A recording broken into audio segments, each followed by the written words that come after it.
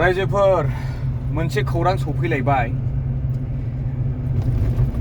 दखरा एबसुनिफ्राय UPPL नि सासे गोख्रों जोंहा actor singer drama artist Rakesh Brahma EM Musalpur बियाबनिफ्राय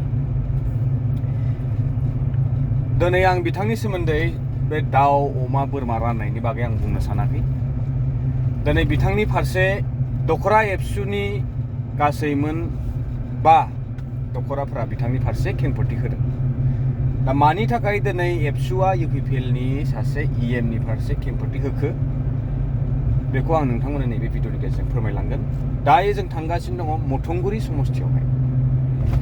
जोङो जिहेतु नोंथांमोना नुगासिनो दं जानांगौ भिडिअआवहाय जोङो मोनफ्रोमबो समस्ति बेरायनायनि मोनसे थांखि लादों आरो नोंथांमोननो जोङो गासिबो समस्तिनि परिबेक परिस्थितिफोरखौ जोङो दिन्थिलांगोन। बेनि दोहौआ माबायदि, सोरनि मेजिक सोलिगासिनो दं। 2020 मायथाइयाव BTR एग्रिमेन्टनि दोहौ सोलिदोंमोन,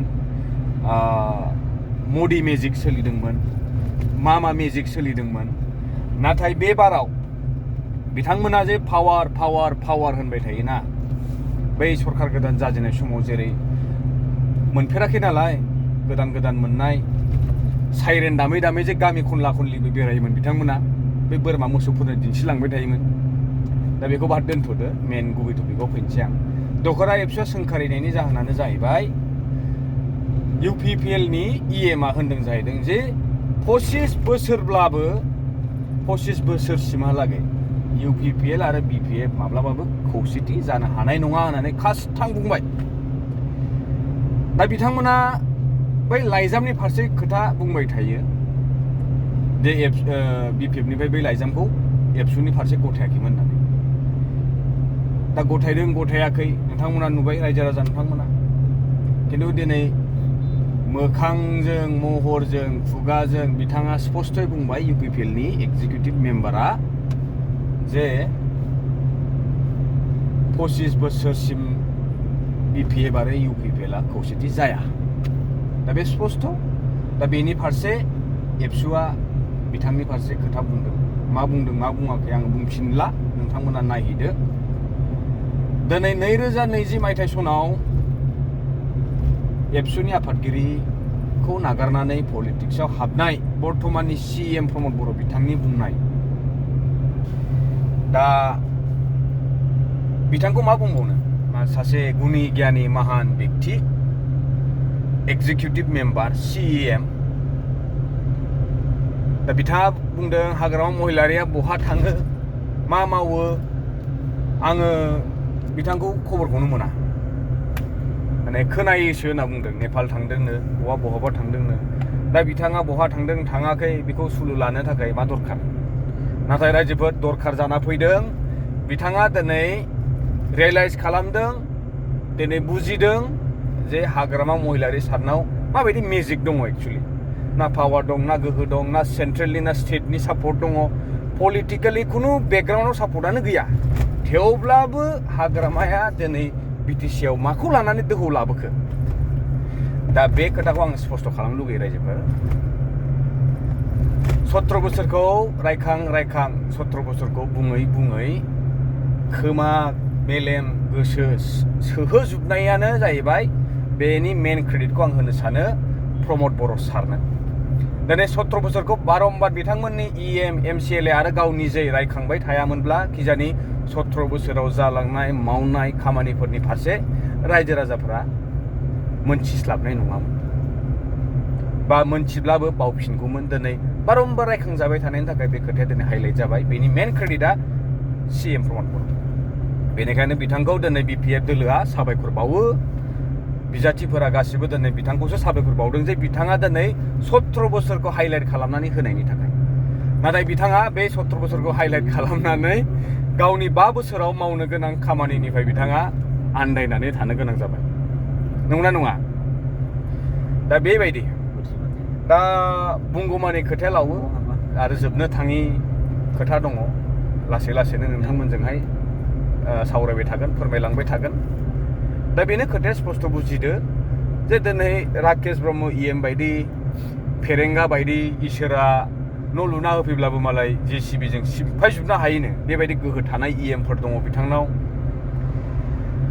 आरो इलेक्सन खाथिब्ला फर्म राननाय दानि जुगावखि रायजो राजाफोरा जाम्बा जाम्बिबाव 10-12 दिननि गभर्नमेन्ट बा सरकार दंबावो बेयावलाय मा मावनो हाबावगोन दा बेबायदिनो थगाय 5 बोसोरखौ बिथांमोना नायै बेदरै जाबाय जौगानायखौ नुबाय जोङो बिथांमोननि उदैफोरा देरलाजोब्बाय खावलायफोरा बुगालाजोब्बाय न'फोराहाय कालारफोरा चेन्ज जागासिनो दं मडेला सोलायगासिनो दं सोरनाबा 2 थाला 3 थाला सोरनाबा पार्लियामेन्ट बायदि न' बेसेबांबा गिदिर खरलबसेबो हा बायामोननो हा गैयानो रायजोनि सेवानि थाखाय ओंखारबोदोंमोननो दिनैथ' बिथांमोननि परिबर्तनखौ जों नुबायना साबेसे एमसिएलए दं बिथांमोननाव गावसोर देरहानाय 11 जननिबो न'खर नाहै माबायदि परिबर्तन जादों गारिनो आरो गारिनि बाथ्राखौ बुङोबा सम्पतिनि बाथ्राखौ बुङोबाथ' जोंहा मानव गेदेर जोंहा UPPL नि फाउन्डार प्रेसिडेन्ट UG प्रमद सारानो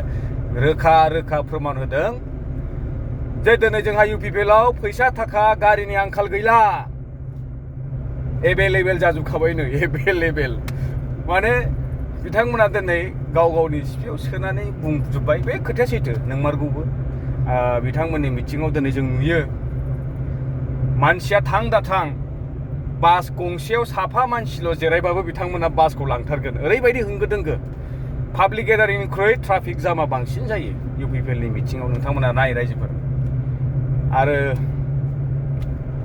प्रग्रामखौथ' मा बुंनो प्रग्रामाथ' हिसाब गैयि प्रग्राम माबि प्रग्राम खिन्थु टेम्परारि दै ISPL खुंबाय गैला जोब्बाय नलेज फेस्टिभेल खुंबाय जोब्बाय CM काप दाख्लैबावै खुंबाय जोबखोना माखो मोनथिया थाल गैया बेनिफ्राय क्रेडिट लाबावनो नागिरो दुरान काप बायदिखौ दुरान कापा जाबाय 100 बोसोर सिगांनिफ्राय खुंबोजानाय आर्मिफोरनि बियो डिफेन्सनि बै समनिफ्रायनो भारतआनो सादित जाबावाखैमोन दिनै बिथांमोना बेखौ लानानै हाइलाइट खालामो दुरान काप बायदिखौ जों लाबोबायनो थैद लासिं सिं दुरान कापखौ बहा जोंनि BTC लाबोनायनि खेमथा दङ बा अननानै जोंनि जायगायाव ओरैनो गेलेनो जोनो होफैदों बेल'सो बाखि एख' गैया आरो